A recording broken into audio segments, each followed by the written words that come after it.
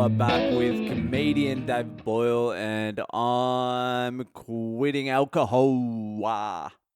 So I've spent pretty much all day sending in audition videos to this cunt for the role I'm trying to get as the gay closeted office worker. All fucking day. I set up the camera, I got into a suit, I put a fucking white shirt on, I sucked a couple of dicks. Just give me the role. There's no one else in India. I'm the only semi-gay white guy in India. It's not like there's 1,000 other people. He even said to me, he's like, you're the only guy we're looking at the moment. But still, I had to send in that many videos. I would hate to be an actor because when you're doing these auditions, they just point out all your flaws and tell you to your face. They're like, you're kind of balding. I'm like, yeah. That's why I'm a stand-up comedian. You don't need hair to be a stand-up comedian. Humor trumps hair anyway, in the long run. Then this guy, he must be the producer or something. He calls me up and he's like, do you have any videos you can send me that I can forward to the director? Any photos, recent photos with your smile and your full face?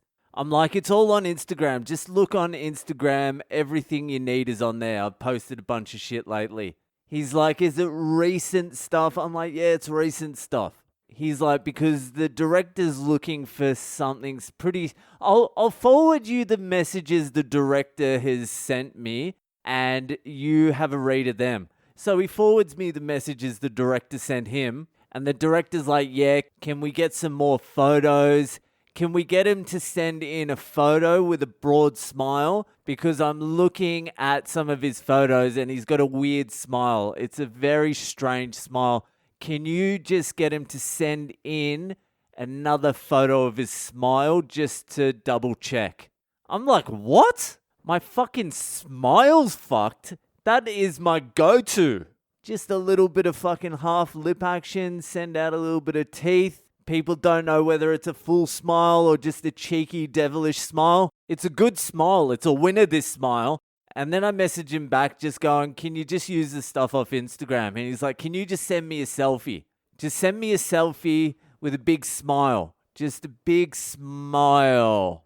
And I'm like, all right, you asked for it because I'm going to send you a smile and it's going to blow you away. So I took a selfie of me with a broad smile and I looked at it. I'm like, my smile is fucked. I have the weirdest smile. What is going on? I'm zooming in on my smile. I'm looking at the ratio between teeth and gum. Lip, what's my lip doing? I can't move my lip because the Irish cunt fucking bit it. And I'm like, I can't send this to anyone. This is disgusting. So I started taking more selfies of my broad smile and 400 selfies later, they just kept getting worse and worse. I'm like, I'm a freak. How have I walked around the earth all these years with this disgusting smile? Why didn't someone tell me earlier, hey Boyle, stop smiling, it's disgusting. So I'm just sitting there taking photos of my smile, just analyzing my face now. And I'm like, what the fuck is going on? My head's sloping, I've got wrinkles now. My eyes look hollow for some reason, like a junkie or someone who's seen too much. I'm just looking at my head going, this is not good.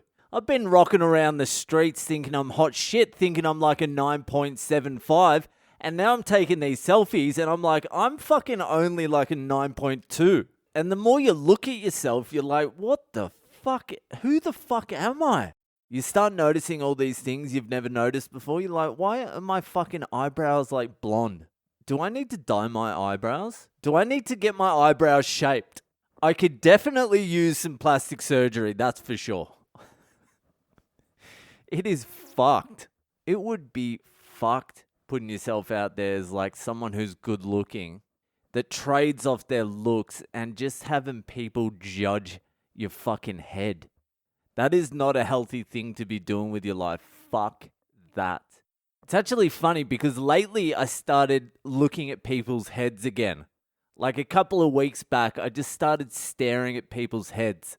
I do it periodically. Something will trigger me. I'll see someone's head and I'll be like, what even is that head? Is that a human or some sort of melon? And if you stare at people's heads long enough, it is confusing. It starts confusing you. Everyone looks like a fucking freak. There are no normal heads anywhere. But we don't notice because we only look at fucking someone's face for about a millisecond at a time. And to be honest with you, that's about half a millisecond too much. You want to be keeping direct eye contact with heads down to as short a possible time as you can, because if you start getting mesmerized by people's faces and heads, you're going to start asking some bigger questions like, what the fuck are we? Strangers are weird to look at, but look at someone close to you. Look at a family member. Next time you're eating dinner at a table with a family member, watch them eat and just stare at them. Try and repress the instinct to stab them in the neck while they're eating, because it's hard to watch people eat, but just look at the closest people in your life. Look at their face and stare at it for like 10 minutes.